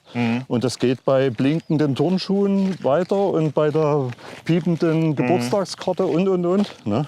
Wo ich sage, nett, ja? Hat vielleicht auch so einen Gimmick-Effekt, aber das, was es nach hinten raus Wenn es kaputt ist. erzeugt, Ja. macht sich keiner Gedanken. Ne? Auch einer von diesen Themen, wo ich sage, Nichts mehr drin.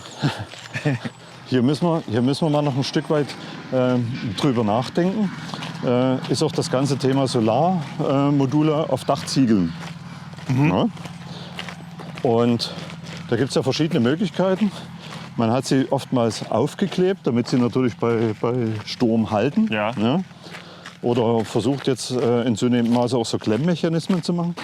Aber das ist nett, ne? Du kannst dein Dach mit Dachziegeln eindecken und hast die Solarmodule da integriert. Alles nett. Aber wenn du jetzt an den Punkt des Recyceln kommst, ist die Frage, wie kriegst du das Solarmodul von dem Dachziegel runter? Richtig, genau. Weil es ist kein Dachziegel mehr, es ist hochgiftiger Elektroschrott. Und Elektroschrott wird nicht nach Fläche bemessen, sondern nach Gewicht. Das heißt also, du bezahlst für das Recycling von Solardachziegeln. Ja, wir können hier Links? Ja, wir können links gehen.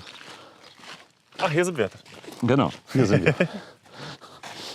Ja. Und wir, Also die Kosten werden dafür auch immens wieder oder der Aufwand, das zu recyceln. Ja, weil dafür gibt es keinen Plan. Und wenn du dann noch den Dachziegel mit dem Photovoltaikmodul in den Schredder schmeißt, ja, also Schön. Gute Nacht, Bobby. Ja. Da hast du auch nichts besseres gekönnt als vorher. Ja, also das sind so, wo ich sage, das ist im Ansatz her richtig und auch beachtenswert. Aber man muss einfach den Weg bis zu Ende denken. Und das ist oftmals eben in vielen Produkten, ob nur aus dem Konsumerbereich oder Industriebereich, eben nicht gegeben. Und Dazu? Theoretisch ist es ja sozusagen im Ehrenkodex eines jeden Ingenieurs reingeschrieben, dass er halt für das Produkt, was er herstellt, auch eine Recyclingfähigkeit mit hineindesignt. Aber da gibt es ja ein paar, da hat das nicht so funktioniert. Genau. ja, genau, den einen oder anderen. Ja, hat man vorhin mal kurz die 2 Bereiche. Genau. Aber du hast letztens auch erwähnt, dass auch im Bereich der Investoren dieses Umdenken und dieses Zu-Ende-Denken auch stattfindet. Also dass die gar nicht mehr weiter so groß durch die Zahlen anzufixen sind, sondern eher auch die Langfristigkeit und die Nachhaltigkeit die Ganzheitlichkeit. oder auch den Impact. Ne? Was hinterlässt diese Technologie letztendlich für Mensch und Umwelt. Ja. Ne? So, und wir sehen heute halt, dass sich vermehrt wirklich so Ökosysteme zusammentun. Ne? Wo einfach Leute sind, die über genügend Kapital verfügen, die dann letztendlich sich einen quasi Verwalter des Geldes da heraussuchen, dort das Geld hineingeben und sagen, passt auf, wir investieren nur in grüne Energie, wir investieren nur in Firmen, die CO2 einsparen und. Ne? Also wo es einfach wirklich um Nachhaltigkeit geht, wo es gar nicht um Rendite mehr geht. Ne? Weil ich sag mal, wenn du, was weiß ich, 200 oder 500 Millionen Euro auf deinem Konto hast, dann tun dir mal 100 Millionen die für einen guten Zweck vielleicht auch nicht weh, weil du kannst es sowieso nicht verwerten. Also kannst du dir sozusagen dein Erlebnis dein Erlebnis dahingehend, ja auch dein persönliches Glück auch dahingehend auch bereichern, dass du sagst, ich will auch mal was Nachhaltiges tun. Ja? Vielleicht hatte ich Glück in meinem Leben und es gab glückliche Fügung, dass ich halt über so viel über Finanzkraft verfüge. Ja, warum soll ich das nicht einsetzen? Das tun viele heute. Ne? Ja.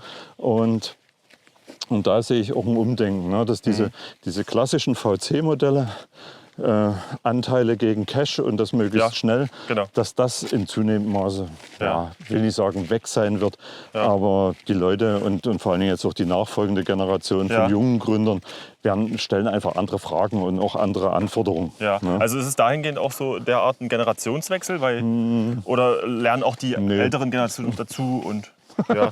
Na gut, aber die Herrschaften sind ja noch ein bisschen älter schon wahrscheinlich? Nö, nicht. Da gibt es auch sehr, sehr junge, die plötzlich über ziemlich viel Geld, das sind meistens so Family Offices, die verwalten im Prinzip. Die da gut versorgt sind. Aber das ist, das ist jetzt nicht despektierlich oder sowas, ne? Sondern man kann zu Reichtum kommen in diesem Land oder auf dieser Welt. Das ist einfach mal so. Das bringt das Wirtschaftssystem mit sich. Aber dann ist es ja umso wichtiger oder interessanter und auch zu sagen, okay, Besitz und Reichtum birgt natürlich auch einen gewissen Prozentsatz an Verantwortung. Ne? Ja. Und wenn ich das natürlich sinnstiftend einsetze, warum nicht? Ne? Ja. So. Und das ist schön, dass man da das miterleben darf. Also ich finde sich ändert. Ich bin ja nur seit, kannst du sagen, 2007 in dieser gesamten Startup-Gründerszene, Technologietransfer, Gemengelage unterwegs. Ne? Ja. Und wenn ich mal da jetzt zurückdenke, das war früher eine Trümmerwüste. Ja, da hat sie ein paar windige Berater oder irgendwie so zaghaft von der Universität so ein bisschen so Gründungsberatung. Aber das war doch nicht so ein Wirtschaftszweig, wie es heute ist. Ja. Und auch da merkt man sehr schnell, so wie sich auch so die Spreu vom Weizen trennt. Ne? Du hast natürlich Heerscharen an Berater, die alle super schlau sind und die tollsten Ideen haben. Ja, da bin ich immer ein bisschen vorsichtig. Und manchmal ist auch zu viel des Guten, das bewirkt das Gegenteil. Ne? Also ich habe jetzt mit dem Berliner Startup letztens telefoniert, die sagten, ich würde so gerne nach Leipzig umziehen, da ist das alles irgendwie klarer. Ja? Diese Startup-Szene hier in Berlin, das geht mir auf den Keks. Ja. Weil das ist einfach... Also so ungefilterter Brei oder was? Das ist so weder so Fisch noch Fleisch. Ne? Also und oftmals wünschen sich aber solche Unternehmen einfach auch Strukturen, ne? Dass sie sagen, wo gehöre ich denn nur hin? Ja. Ne? Und die haben auch ein sehr cooles Konzept für nachhaltige Stadtbegrünung. Ja. Und wo ich einfach sage, und es wird in Zukunft letztendlich auch Anlaufstellen ausschließlich auch für diese Bereiche geben. Ne? Weil das ist ja das, was ich auch kennengelernt habe. Ne? Wenn du einfach zu den falschen Branchen hinrennst, an Geldgebern oder nicht in diese... Verstehen dich nicht. Die verstehen dich nicht. Ja. Du guckst da den ganzen Tag nur in leere Augen. Ja. Ja, die stellen Fragen, die du nicht beantworten kannst, weil du es einfach vielleicht nicht weißt und du vielleicht dich noch gar nicht damit auseinandergesetzt hast. Wo es wirklich nur an Umsatzzahlen, Rendite, Gewinnversprechung, Erlös pro Kilo Silber und so weiter, wo ich sage, ich weiß noch gar nicht, ob ich da rankomme. Ja?